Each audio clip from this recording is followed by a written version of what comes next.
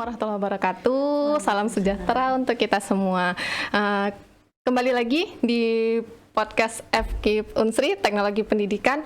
Nah, kali ini kita akan membahas topik yang menarik gitu ya, yaitu tentang pendidikan karakter. Wah, jadi zaman sekarang ini lagi digaungkan banget ya pendidikan karakter gitu. Nah, saya udah bersama narasumber yang menurut saya mumpuni nih, menurut kita mumpuni untuk membahas gitu ya, membahas tentang pendidikan karakter ini. Narasumber kita kali ini yaitu Ibu Catur Pujastuti. Oh, ini jauh banget kita datengin narasumbernya ini ya, dari Lahat. Aduh, jauh-jauh dari Lahat. Terima kasih Ibu Catur.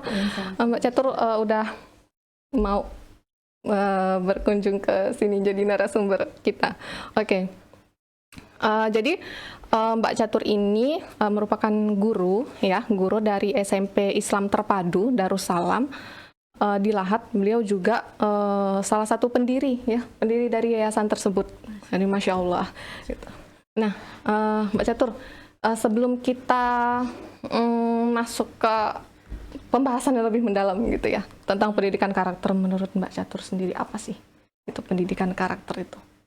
Jadi kalau pendidikan karakter itu merupakan suatu sistem pendidikan yang mana menanamkan nilai-nilai karakter kepada peserta didik ini, yang mana penanaman nilai-nilai karakter ini mengacu beberapa komponen. Yang pertama pengetahuan, kesadaran, dan kemauan dari peserta didik ini tadi mengamalkan nilai-nilai yang didapat dari pendidikan karakter itu sendiri, seperti itu.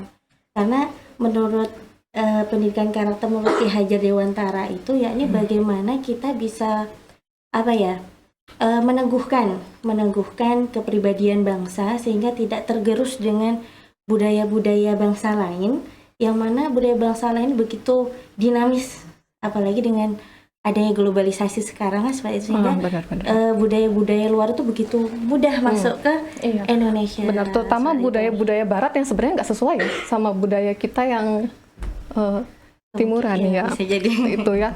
Jadi itu tadi hakikat pendidikan karakter gitu. Kita masuk ke tujuannya gitu. Dan tujuan pendidikan karakter itu sendiri apa sih gitu? Tujuan pendidikan.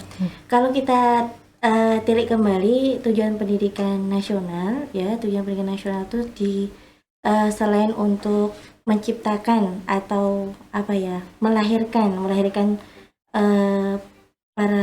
para penerus bangsa yang tangguh secara watak, kemudian juga cerdas, juga menitik beratkan kepada karakter, yaitu berkarakter ketuhanan yang Maha Esa, seperti itu. Kemudian kalau kita lihat ada garis vertikal kepada Tuhannya, kepada sesama, kepada alam juga.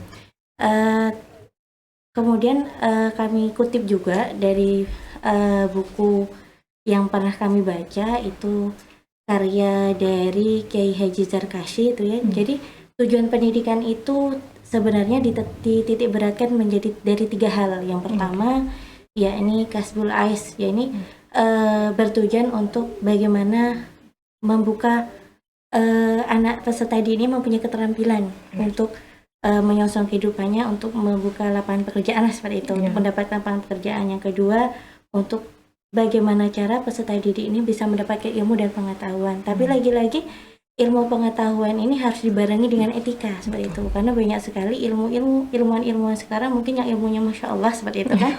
Tapi ketika dia tidak dibarengi dengan etika, maka yang didatangkan itu bukan hanya kebaikan saja, terkadang malah mendatangkan bahaya seperti itu, maksudnya kerusakan bagi manusia seperti itu.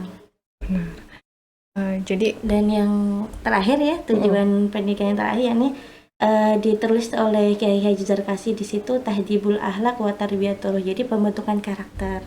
Nah, beliau beliau menitik beratkan di situ bahwasanya tujuan pendidikan yang a'la dan tertinggi itu yakni itu tadi pembentukan karakter dan pendidikan bagi ruh-ruh peserta didik itu sendiri. Iya, benar, Masya Allah, Pak. Jawabannya jadi ada 3 poin ya dari tujuannya itu, yaitu pertama tadi mencari pekerjaan sebenarnya, terus dibutuhkan keterampilan, benar, terus ilmu pengetahuan, dan yang terakhir pembentukan karakter. Itu tadi dari tujuannya. Kita masuk ke keadaan pendidikannya. Pasti berbeda ya gitu. Mbak Catur kan, wah ini pengalamannya pasti udah jauh di apa ya, di atas saya gitu ya.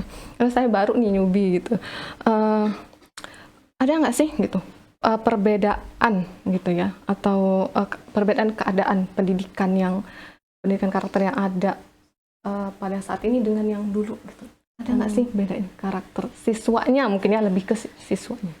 Kalau perbedaan pendidikan masa dulu dan masa sekarang mungkin ya. Iya benar. Jadi kalau masa sekarang mungkin kalau kita dilihat dari peserta didiknya mungkin ya.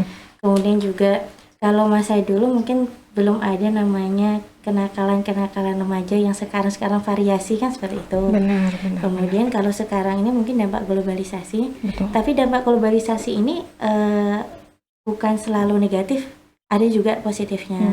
Kalau dari segi positif, dilihat dari data itu ada 41% peningkatan pengetahuan di Indonesia. Kemudian selain itu juga mudahnya akses pengetahuan, kemudian mudahnya transfer informasi, kemudian mudahnya juga interaksi belajar mengajar di kelas. Itu juga suatu dampak positif dari dampak globalisasi itu. Tapi juga sisi lain ada juga dampak negatif. Dampak negatif ini kita lihat dari data hampir 56%. 56% ini kemunduran. Kemunduran apa? Satu, kemunduran moral seperti itu. Kemudian yang Indonesia yang kental dengan budaya gotong royongnya, karena dengan dampak globalisasi ini tergerus sehingga menjadi individualistik. Nah, individualistik, kemudian menurunnya kerjasama itu tadi. Mungkin dari dampak dari sosial media juga ya, seperti Instagram, TikTok gitu-gitu ya. Kalau misalnya kita lihat dulu, zaman dulu tuh, zaman kita aja gitu ya, waktu masih kecil, main di luar gitu ya Mbak ya. Betul. Main di luar, main apa namanya tuh, gobak sodor, terus banyak ya.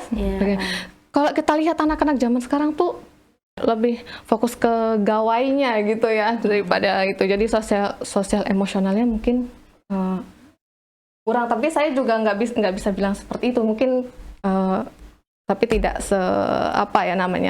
seaktif anak-anak dulu gitu ya. Oke. Kemudian kita udah berbicara nih tadi soal dampaknya gitu ya. Dampak dari globalisasi itu tadi. Iya, betul. Dalam pendidikan karakter itu. Kemudian menurut Mbak Catur, apa sih gitu solusi yang bisa kita tawarkan, terutama kita sebagai seorang pendidik, seorang pengajar, seorang guru gitu ya, terhadap pendidikan karakter murid-murid kita? Sebenarnya tidak dipungkiri dengan ada dampak globalisasi ini, sebenarnya baik dari pemerintahan, dari pendidikan itu sudah banyak ikut andil kan seperti itu. Salah satunya dengan pengembangan atau perubahan kurikulum yang ada itu kan untuk mengcover, mengakomodir keperluan itu. Salah satunya ada, kalau dalam ini ada P5 sertifikat pendidikan karakter seperti itu.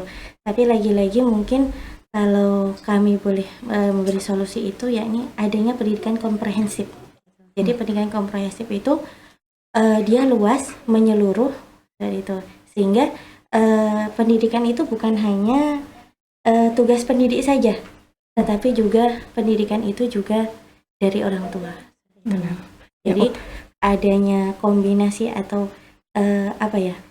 kerjasama antara pendidik dan orang tua itu kiranya bisa membentuk karakter.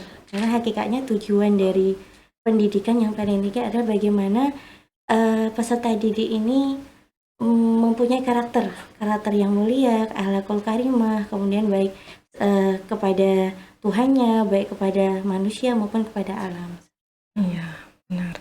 Jadi kita bisa simpulkan bahwa pendidikan karakter ini begitu penting. Iya, begitu penting ya gitu. Di tengah globalisasi dan gerutan zaman sekarang. Oke. Nggak terasa ya, udah kita udah sampai di akhir perbincangan kita nih. Makasih sebelumnya untuk Mbak Catur yang udah mau jauh-jauh datang dari Lahat untuk hadir di podcast ini. Teman-teman semua jangan lupa like, komen, dan subscribe. Oke? Sampai berjumpa lagi di podcast FKIP Unsri selanjutnya. Terima kasih. Wassalamualaikum. Waalaikumsalam warahmatullahi wabarakatuh.